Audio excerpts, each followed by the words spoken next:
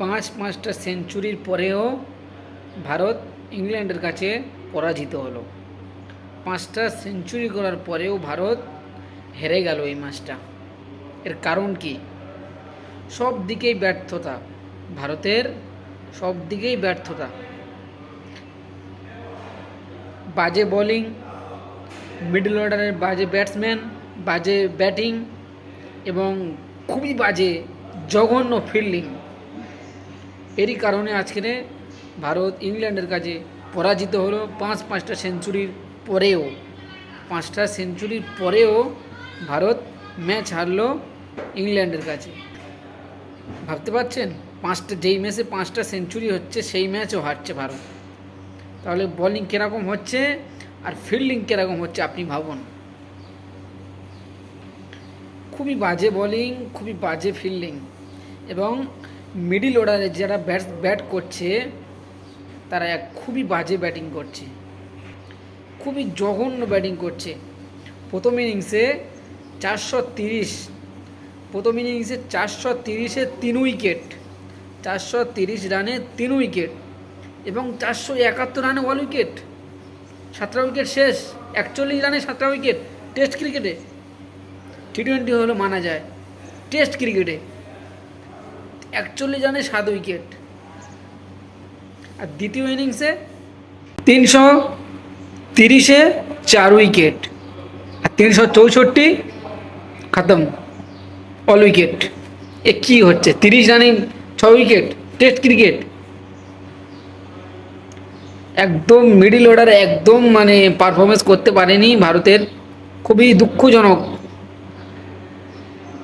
Opener এত সুন্দর performance করছে, কেএল রাহুল, ঋষভ পান্ত, এই দুটো প্লেয়ারের জন্য আমার খুব কষ্ট হচ্ছে। কত সুন্দর ব্যাটিং করলো। যখন ব্যাটিং করেছিল আমরা তো ভেবেছিলাম ইন্ডিয়া জিতবে।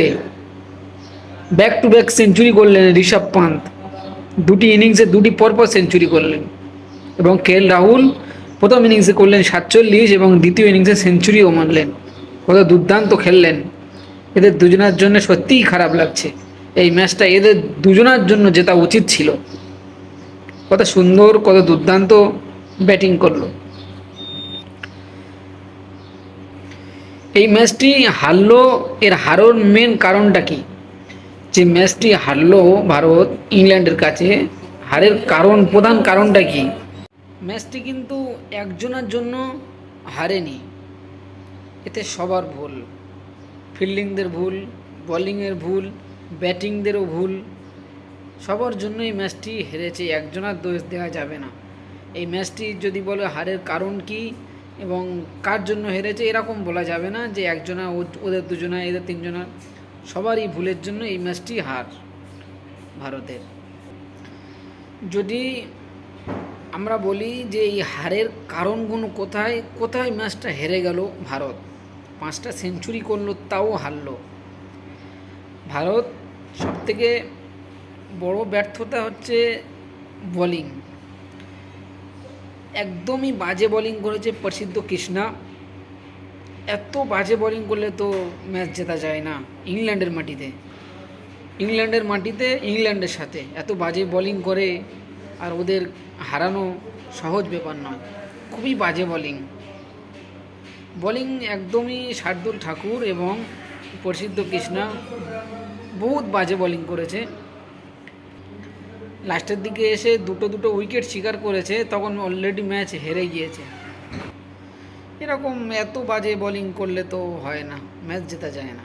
এত বাজে বোলিং করে ইংল্যান্ডের মাটিতে ম্যাচ জিতবে আশা করবে, হয় না। প্রসিদ্ধ কৃষ্ণা আইপিএলের হাইয়েস্ট উইকেট টেকার, ওই বলে টেস্ট ক্রিকেটের সুযোগ দেওয়া এটাও ঠিক হয়নি। কারণ আইপিএল আর এবং টেস্ট সম্পূর্ণ আলাদা, ডিফারেন্ট, বহুত আলাদা।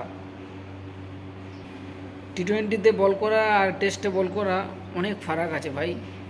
খুবই দুর্দান্ত বাজে বোলিং করেছে, একদমই বাজে বোলিং। বুমরা প্রথম ইনিংসে 5টা উইকেট নিয়েছিল, কিন্তু দ্বিতীয় ইনিংসে একটি উইকেট পায়নি। কারণ দ্বিতীয় ইনিংসে বুমরার বলগুলো দেখে দেখে খেলেছে এবং ধীরে সুস্থে খেলেছে এবং প্রসিদ্ধ কৃষ্ণা এবং শার্দুল ঠাকুরের উপরে অ্যাটাক করেছে, ওই জন্য উইকেট পায়নি। বুমরা। সিরাজও খুব একটা ভালো বল করতে পারেনি, তবে বেন ডাকেটের 97 রানের সিরাজ বল করে একটা ক্যাচ উঠেছিল, সেই ক্যাচটাও মিস করলো জয়সওয়াল। একই ম্যাচে 4টি ক্যাচ, লাড্ডু মানে ইজি ক্যাচ মিস করেছে জয়সওয়াল। এত ক্যাচ মিস করলে তো ম্যাচ জেতা যায় না ইংল্যান্ডের মাটিতে, তাই না? এত ক্যাচ মিস করলে টেস্ট ক্রিকেটের ম্যাচ জেতা যায় না ইংল্যান্ডের কাছে। আবার এত করলে ম্যাচ জেতা যায়। মিডল অর্ডারের কারুন নায়ার, এটা অভিজ্ঞ ব্যাটসম্যান, বহুত এক্সপিরিয়েন্স আছে, এরকম ব্যাট করলে হবে? যে উনি সিচুয়েশানে এসেছিল 5 মিনিট ক্রিজে টিকতে পারেনি, কি অভিজ্ঞতা কোথায় কাজে লাগাবে তো বুঝতেই পারি না। 430 রানে 3 উইকেট, 470-এ 71-এ অল আউট। মিডল অর্ডারের ব্যাটসম্যান কী করছে? মিডল অর্ডারের ব্যাটসম্যান একদমই মানে 5 মিনিট 2 মিনিট কেউ ক্রিজে টিকতে পারছে না, ম্যাচ জিতবে কী করে ভাই? এরকম করলে কি হবে? আর মোহাম্মদ সিরাজ যখন বিরাট কোহলি ছিল, তার কত আগ্রাসন, একটি বল করে কত আগ্রাসন, স্লেজিং, সেসব কোথায় গেল? আগে সিরাজ কত আগ্রাসন দেখাতো, মানুষ বলতো বলারের মানে গালাগালি দিচ্ছে বা খুব বিয়াদব তাই এরকম মানুষ বলতো। আর সেই সিরাজ এখন কি হয়ে গেল? এখন জোরুডের সাথে হেসে হেসে কথা বলছে বোলিং করতে করতে।